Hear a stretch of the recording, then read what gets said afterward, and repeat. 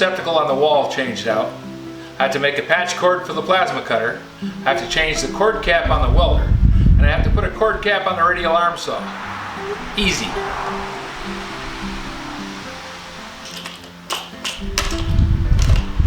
Because I want to be able to move the plasma torch around in the room a bit, I'm going to add a pigtail onto the cord. I need to make an adapter anyways. So I'm going to make the pigtail long enough that it can reach pretty much anywhere I need it to go.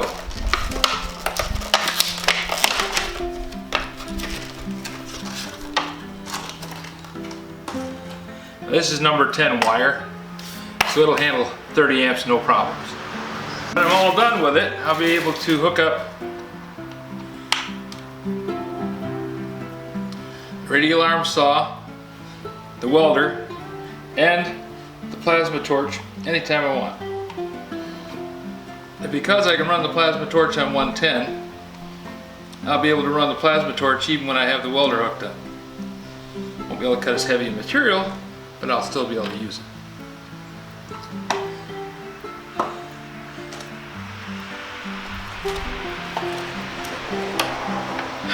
I bought this Sneelock connector at Lowe's, and it was in a sealed box, and one of the screws is missing. Fortunately, I have an old connector that I can use a piece from, but it's kind of annoying that you buy something brand new for 20 bucks, you'd expect to have all the screws on it.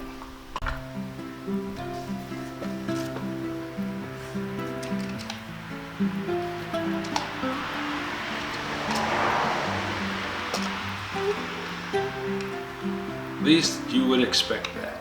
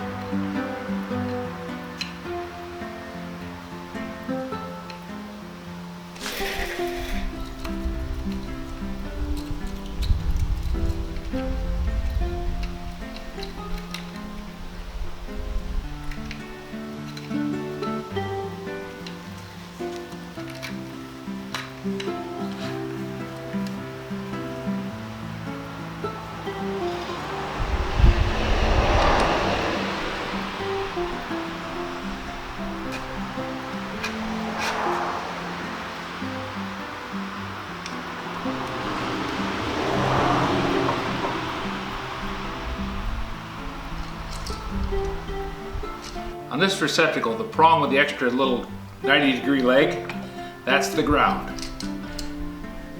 It's marked on the back side with a green circle.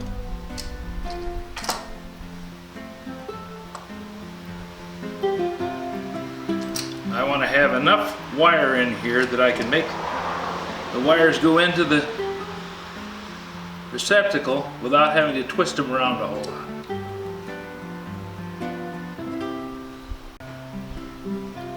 So I'm going to give myself about 1.25 inches, about that much. That way it'll have enough length to go into the receptacle and still clear everything.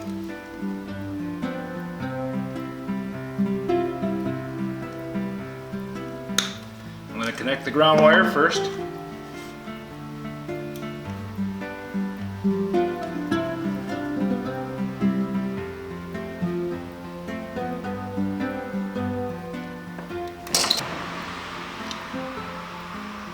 Strip back the insulation, twist it,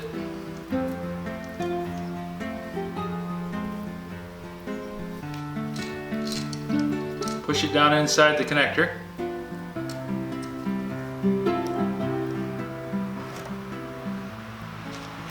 and then tighten the screw.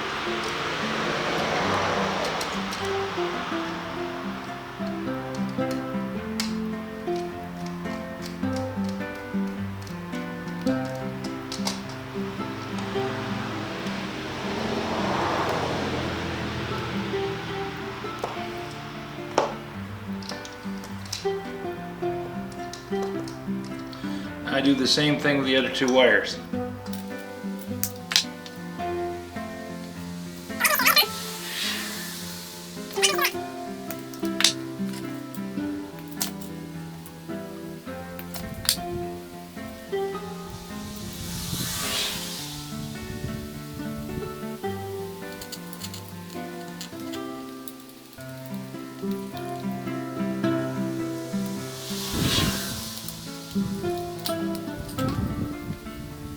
Then I have to slip down the cover.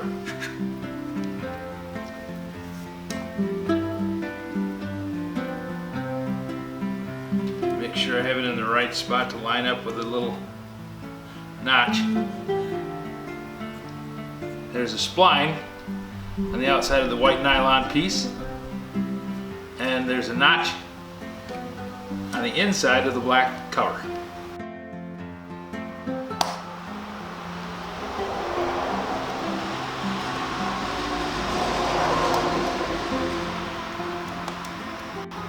Tighten the screws down.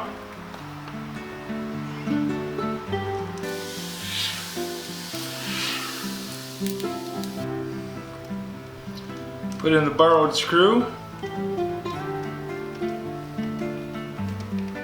And I'll have to go back to Lowe's and tell them I'm missing a screw so that I can get a replacement.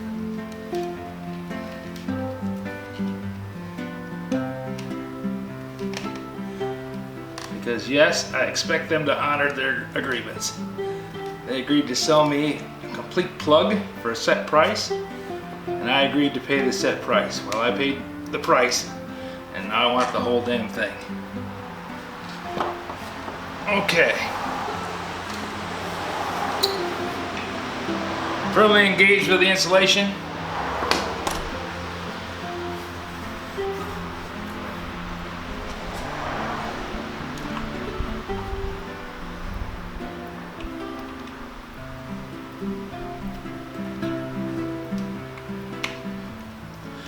One thing that has always kind of annoyed me with the plugs, same thing with power panels and receptacles and everything else.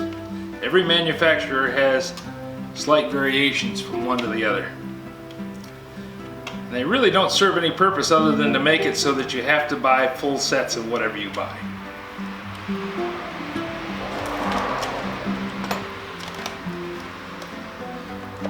This is a Legrand plug.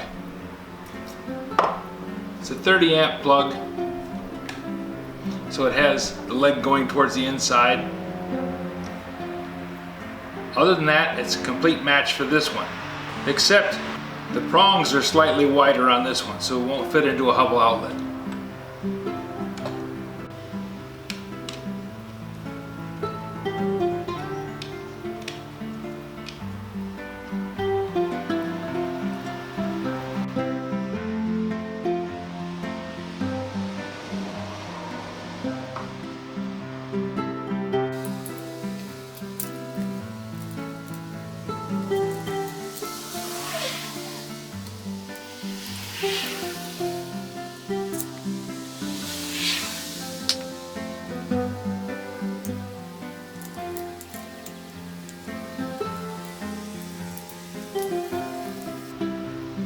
Well, I can see I'm going to have to strip back the wire a little bit to get it to go through this rubber collar.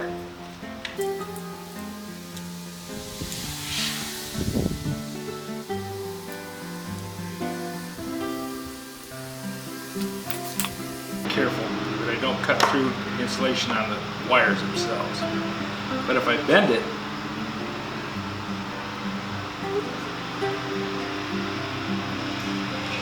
carefully cut down through until the outer sheath splits.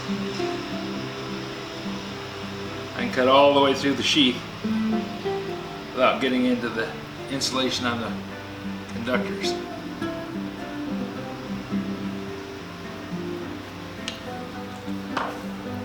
Kind of a pain in the butt, but when you cut the conductors, then that means you have to cut them back or try and come up with some cockamamie way to insulate them, which is not according to code.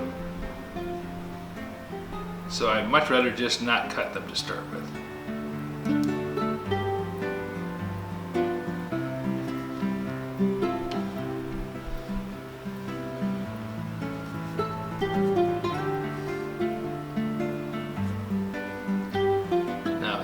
might be a later, greater way of doing this.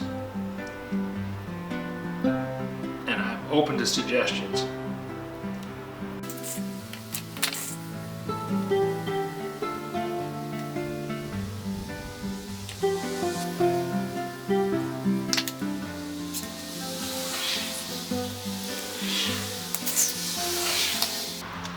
This is SJO cord, and it's rather old. Still in good shape though. Insulation's not cracked and hadn't been exposed to sunlight a whole lot, so it's holding up well. And I did have a nice little die-cast automatic wire stripper that I kind of liked. Got it when I worked at Home Builders. But because it was theirs, I left it there when I left.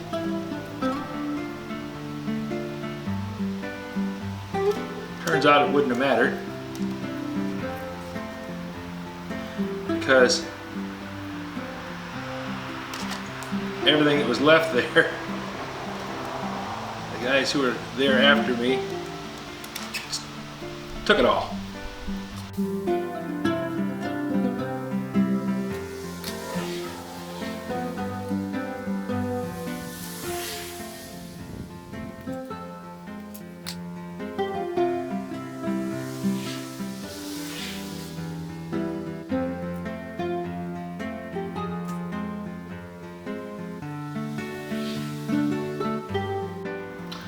Because this is on the opposite end, this is backwards. Have the white to the right, so now I'm going to have the white to the left of the ground. Still start the ground first. Start the ground first.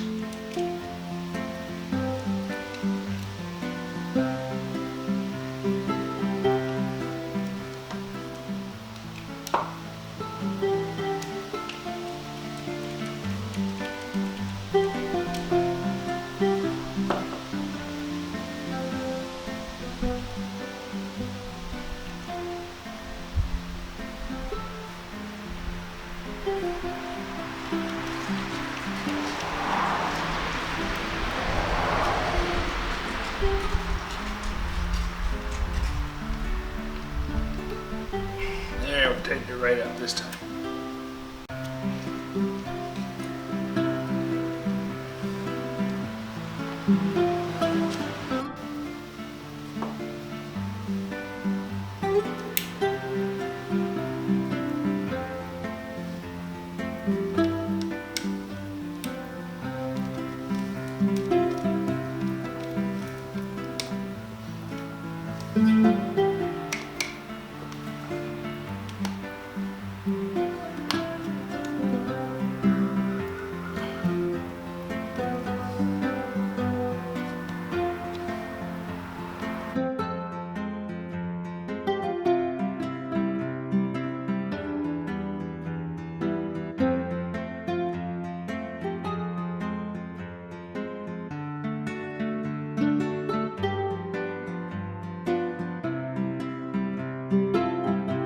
Okay, same thing. I got to make sure I got the spline lined up with the groove. There's the spline. And there's the groove.